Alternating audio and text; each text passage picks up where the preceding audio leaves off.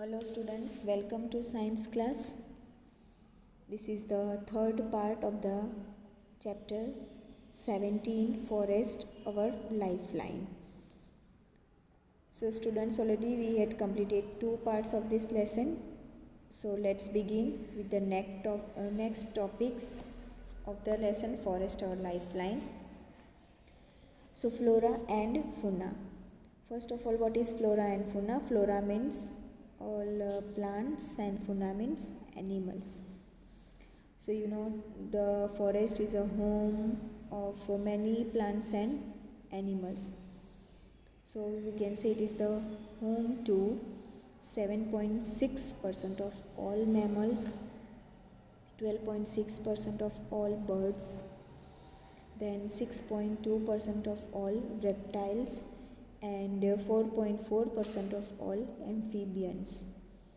Then 33% of plant species are endemic in India. So total 100% here. It means we can say forest is the home of both plant and animal.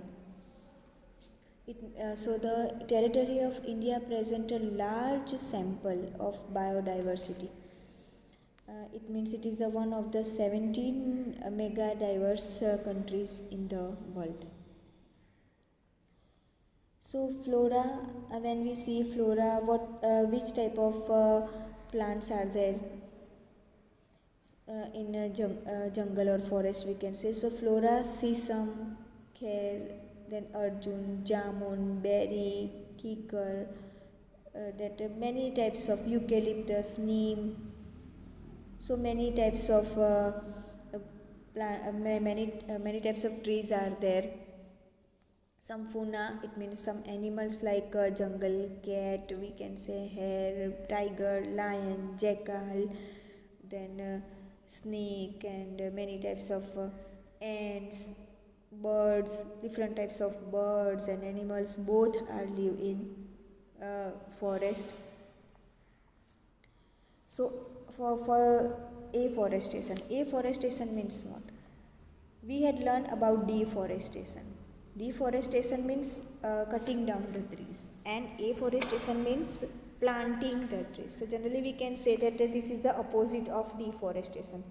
Again, deforestation is the cutting down the trees, and afforestation means planting the trees. So the conservation measure against the deforestation is afforestation. It means conservation measure, how to conserve forest. Conservation measure is the afforestation, and this is the deforestation. So the conservation measure against the deforestation is afforestation. The development of forest by planting trees on wasteland is called afforestation. How to create forest, you know that. So the development of forest by planting trees on wasteland is called afforestation.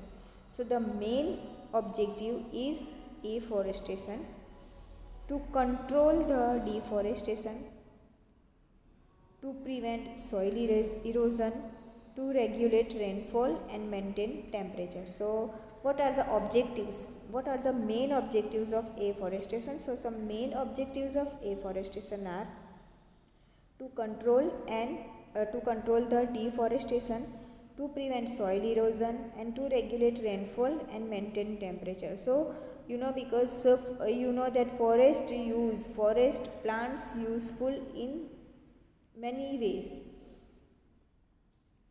So now again, advantages of afforestation when we see.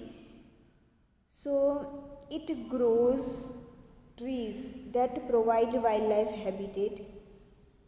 Then it increases the supply of timber and charcoal. Then it helps resolve the problem of climate change. Nowadays that more amount of hot and more amount of cold, so because of deforestation only. So afforestation helps resolve the problem of climate change. It helps prevent soil erosion, then tourist attraction also. we can increase greenery. It will avoid desertification, because you know that cutting down the trees increase desert area only because of soil erosion. So if afforestation, that's so with the afforestation we can avoid desertification also. It increases content in oxygen in environment, because trees only purify the air. Trees give us oxygen to breathe. It provides wood in future for furniture. For furniture also we can use many items we made with from the wood. So for future, the trees only provide wood for furnitures. Afforestation, conservation of wasteland into a woodland or forest. That is afforestation. As I told you, that is the opposite of deforestation, we can say. So conservation of wasteland into a woodland, or we can say or forest. Now transformation of land which has not been forested for a period of more than 40 years to woodland through seedling and planting. It means that some land, that is wasteland we can say, till 40 years, 40 or more years, it means it is it has not been used, not been forested. So we can use this land to make a forest. It means, so transformation of land which has not been forested for a period of more than 40 years to woodland through seedling and planting. We can plant some trees and seeds, so we can convert this type of land into a forest. So reforestation definition, when we see reforestation, so re-establishing a forest by planting or seedling an area from which forest vegetation has been removed. It means now, as I told you, that nowadays people that for their need, for example for building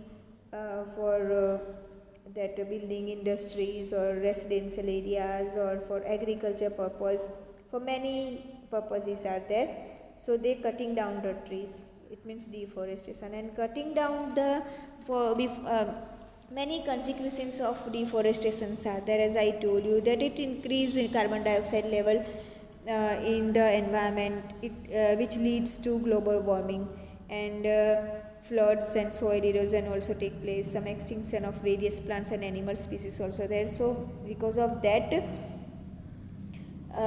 whatever land, this type of land is there, that has been converted into reforestation by planting new plants, new trees. So re-establishing a forest by planting or seeding an area from which forest vegetation has been removed. So this reforestation effort also have major climate benefits. So as a measure that climatic benefits will get if we reforest, if we do the efforts of reforestation. So conservation of forest is the very important, you know that. So forests are one of the most precious and essential resource. So they need to be conserved. Now protection of forest and the prevention of their further depletion is called conservation. So you know forest can be conserved in the many ways. First, preventing illegal cutting of trees and hunting of animals. Then afforestation or planting trees on a large scale. Then educating people about the consequence of deforestation. So these were many. And when we see some importance of reforestation, so the earth is gradually losing its biodiversity, as more and more animals are forced out of their natural habitat. Why? Because of that cutting of the trees. So the only way to check this adverse effect in reforestation, because you know that forest provides and the some importance of forest I am telling you. So forest provide us with oxygen, then they protect soil and provide habitat to a large number of animals. Then forest help in bringing rain, it means good rainfall in neighboring areas also. They are a source of medicinal plant, timber and many other useful products. So you know that we must preserve our forest. And in other hand, when we see, so what are the difficulties we can face by cutting down the trees. So if forest disappear, the amount of carbon dioxide in air will increase, or earth temperature also can increase. Then in the absence of trees and plants, the animals will not get food and shelter, both things, because as I told you that food chain also. So if that food chain breaks, that animals, trees and plants and some animals also will not get their food, and by cutting down the trees they will not get shelter also. And in the absence of trees, the soil will not hold water, it means which cause flood.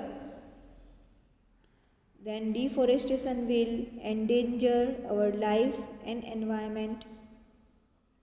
So think what we can do to preserve our forest, because it is a very important. So students, what you have learned in this lesson, we get various products from the forest surrounding us. Forest is a system comprising various plants, animals and microorganisms. In a forest, trees form the uppermost layer, followed by shrubs, and herbs form the lowest layer of vegetation. Then different layer of vegetation provide food and shelter for animal, birds and insects. The various components of the forest are interdependent on one another. The forest keeps on growing and changing and can regenerate. In the forest, there is interaction between soil, water, air and living organisms. Forest protect the soil from erosion, then soil helps forest to grow and regenerate. Forests are the lifeline for forest dwelling communities. Then forests influence climate, water cycle and air quality.